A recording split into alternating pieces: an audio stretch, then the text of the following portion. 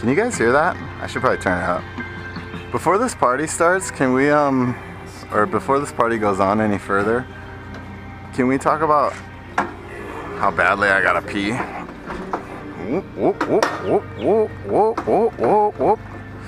Alright, must find restroom. Ugh. Yummy. I'm not sure whether or not I can take this thing on the road, but actually, red lights don't apply to eco mode. Let's roll, baby. Yeah, this thing's got a maximum speed of like 18 miles per hour, I think was what the company rated it at. I think they're living up to their claims. I don't know. I weigh 195 pounds. I think it's probably a little less than that. Oh crap. Oh yeah.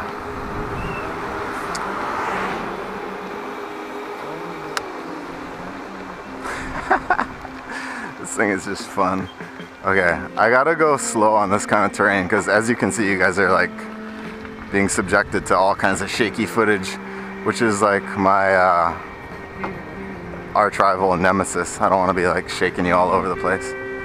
Okay, I'm just gonna go pee real quick, okay? How's it going?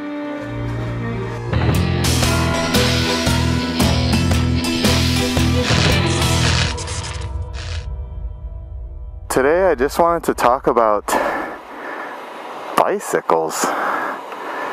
Just electric bicycles.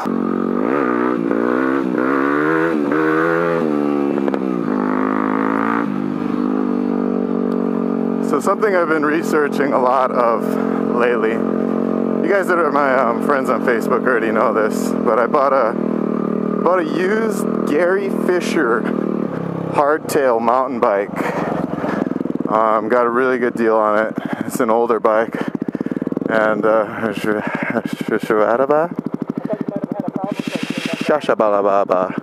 do have a problem. Yes, it is. I bought a used 2007 Gary Fisher hardtail, front suspension, dual disc brakes, 24-speed bike. I totally scored on it. It was just a couple $100, and it's a totally. The frame on the bike is incredibly strong, which was one of the requirements that I kind of was looking at as far as getting a good bike frame.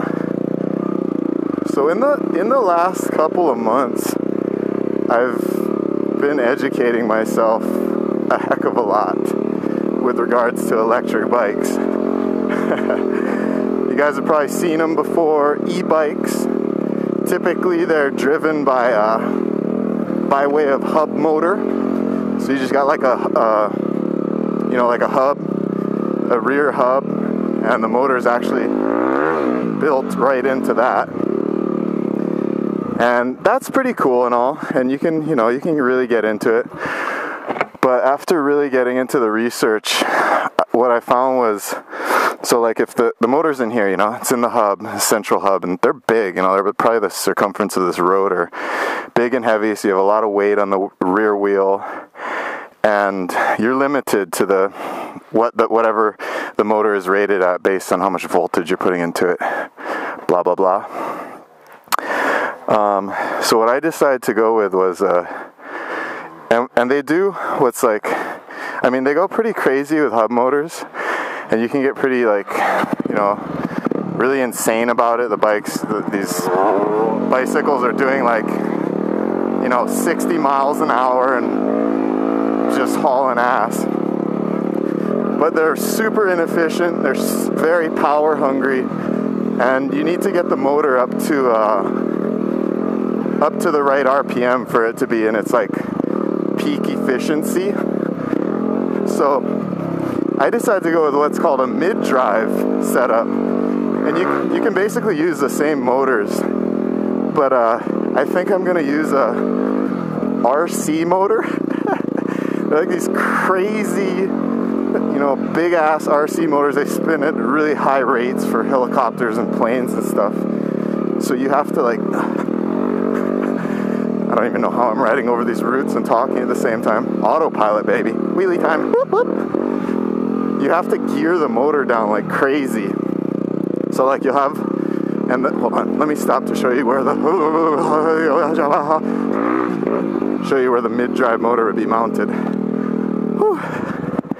Okay, so on the bicycle frame, let me turn this off for a second.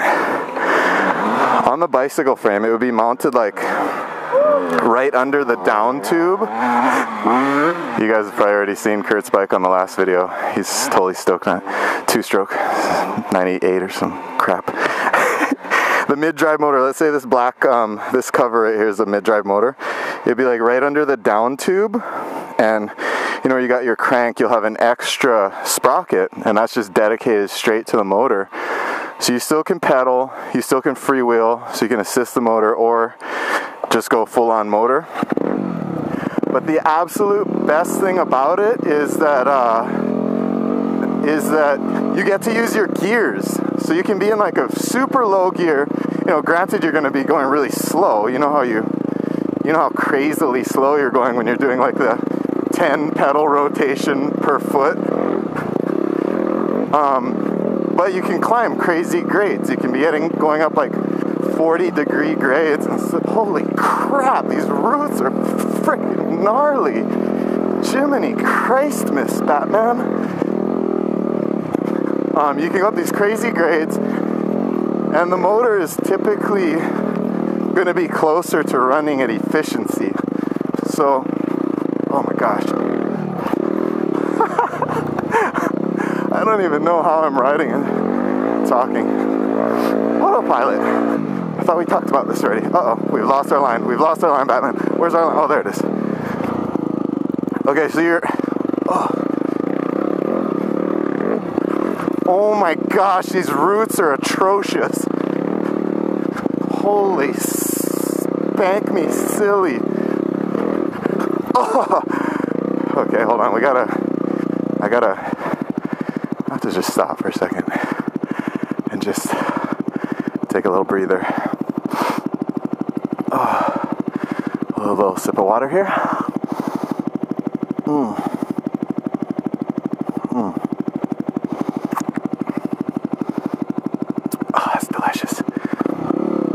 Anyway, so what that all boils down to is carrying less battery weight to get the range that you're looking for. And I'm not looking for crazy range. I want I want about 40 miles, zero pedaling with like, you know, whatever, moderate hills, not 40 miles up a mountain. But so I'm getting closer to totally formulating this whole thing and building a bike that I can take on these really cool mountain bike trails and show you guys stuff that's, you know, designated only for mountain bikes.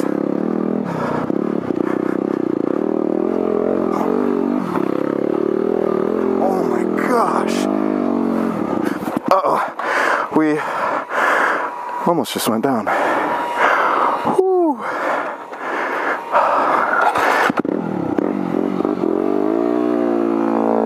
What? Slippery. And then anyway, so there's a motor and the motor technology, and that's all great. So definitely going to go mid-drive. And then you've got batteries.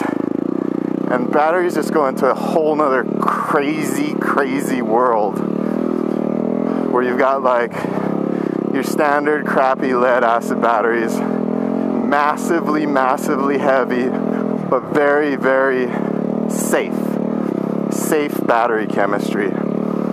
Then you've got what's called LifePo. They're called LifePo 4s, and they're lithium ion. They're mass manufactured in China, and they're also very, very safe. But the quality control on them is awful, and there's just story after story of people buying LifePo batteries, and they, you you know, they get a year's or 2 years use out of them, and then the battery's just, you know, toast. Then you've got LiPo, L-I-P-O, lithium polymer, which is the highest discharge, crazy RC super battery, but they're very dangerous. Like, you got certain voltages where they have to stay in, otherwise the battery, you're at risk of like some sort of battery fire. And if you guys just type in like LiPo fire on YouTube, you'll come up with a multitude of videos that'll show you exactly what that's like. So anyways, those are high management batteries, but they're also very powerful, and they allow you to drain the battery down pretty far before they shut off. I think it's like you can't charge them over, like each cell will be 4 point something volts, and you make up these different voltages like 11 volts or 22 volt or 14 volt cell arrays, and then you get a bunch of those and you wire them in series to create 48 volt, 52 volt, 60 volt, 72 volt, 100 volt electric bikes. And obviously the higher you go on the voltage, the more exponentially crazy they are. What the hell is that? We're the evil chickens of doom! Chicken! Chicken! Chicken! Chickens are back here! I heard them! Evil chickens! Chickens! Chickens! Hit it! Hit the engine! I got maybe these cool shoes that can make me run really fast. Wait, Kaya! People, pause the game! Pause! Pause! Gotta tell you something. Have you ever watched Lava Girl and Shark Boy?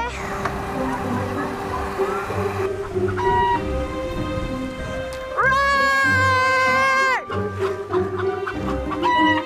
Put it on the kickstand. Hold it for a sec.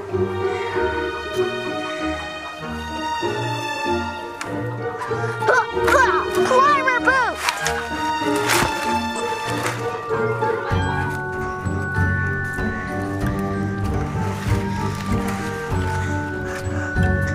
Right here you are. I'm gonna go get him, okay? I'm gonna chase him over here, right there. You'll see me. Wait for it. Wait for it. Hit